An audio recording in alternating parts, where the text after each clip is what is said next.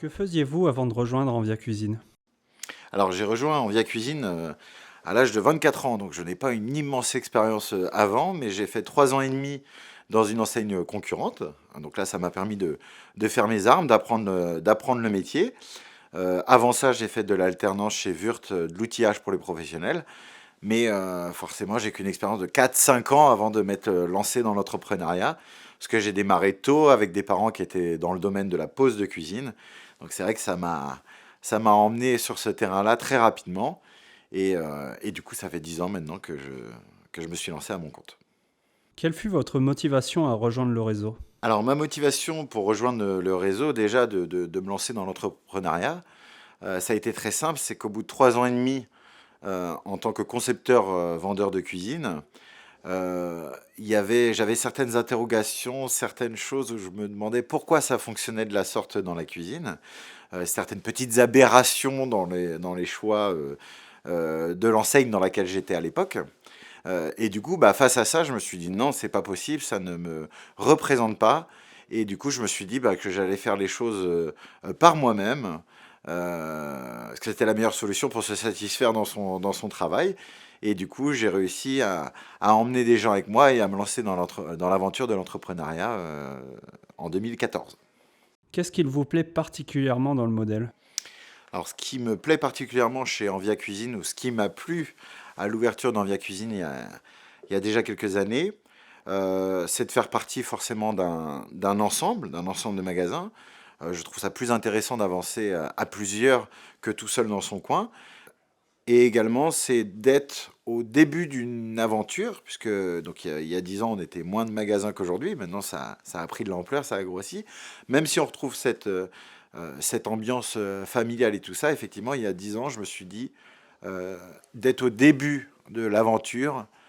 C'est ça qui me motive. Quand je cherchais une enseigne à développer, alors il y avait déjà beaucoup d'enseignes qui étaient prises. Je me suis rapproché d'Envia Cuisine, qui a su répondre voilà, à toutes mes questions, à toutes mes attentes, mais surtout qui me proposait un projet. J'avais 24 ans à l'époque, donc c'est pour quelques années. Moi, je me projetais sur quelques années. Je suis pas encore à la retraite.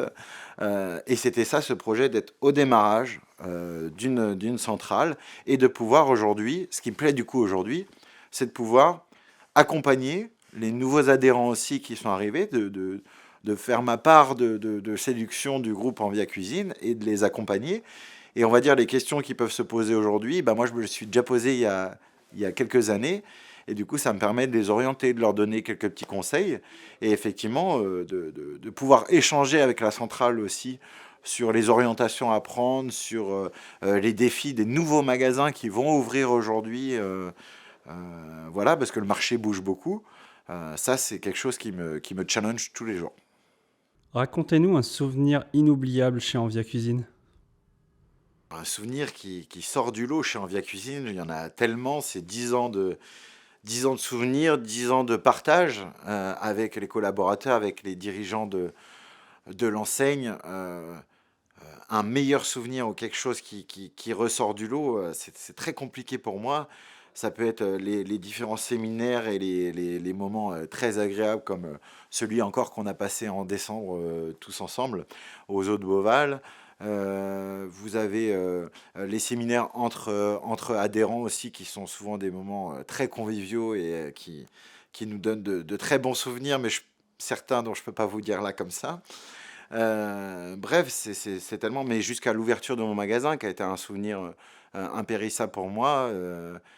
Quand on a lancé les premiers clients qui ont poussé la porte, c'est vrai que c'est une adrénaline hors du commun. C'est aussi le travail avec ma mère. Moi, j'ai travaillé beaucoup avec ma maman en magasin, donc c'est plein de situations insolites, effectivement, qu'on a surmontées ensemble, et ça s'est gravé dans ma tête. C'est impossible à résumer 10 ans comme ça de souvenirs. C'est plein de souvenirs. En sortir un en particulier, ça me semble impossible aujourd'hui. Auriez-vous un conseil pour quelqu'un souhaitant entreprendre? Alors, je vais avoir un conseil pour quelqu'un qui souhaite se lancer dans l'aventure de l'entrepreneuriat, qui va être très simple. Je me suis lancé à 24 ans. Donc très jeune, hein, on imagine un chef d'entreprise qui a plutôt 45, 50, 55 ans, qui a déjà une carrière devant lui. Moi, c'était pas le cas. J'ai voulu me lancer très jeune, malgré tout ce qu'on pouvait dire, mais attention, pourquoi le statut de salarié qui est plutôt appréciable, en tout cas qui fait moins peur. Ben moi, c'est pas ça du tout qui m'emballait. Je voulais justement prendre des risques. Et je pense que l'entrepreneuriat aujourd'hui, c'est ça. C'est savoir prendre des risques en disant que ça peut ne pas marcher, mais que ça peut aussi marcher. Et ça, je me lève tous les matins en me disant, je vais peut-être tenter des choses qui ne vont pas marcher dans la journée, mais au moins je vais les tenter. Au moins je vais faire quelque chose. Donc je pourrais dire aux jeunes entrepreneurs, tentez des choses, lancez-vous.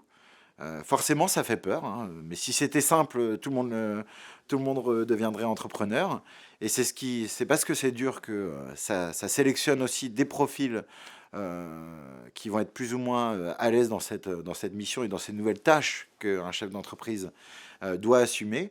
Donc voilà, il faut oser, il faut avoir le courage de tenter, quitte à se tromper, quitte à perdre, mais je pense que si on y met toute la volonté du monde, on met quand même toutes les chances de notre côté pour y arriver. En tout cas, moi, c'est comme ça que j'ai vu. Et un dernier petit quelque chose aussi dans le style de management, soyez humain. Les patrons un petit peu à l'ancienne dans leur réflexion. Aujourd'hui, on est une nouvelle génération d'entrepreneurs. Il faut que dans notre façon de manager, on amène aussi cette différence-là par rapport à ce qui pouvait se faire avant dans certains types de magasins.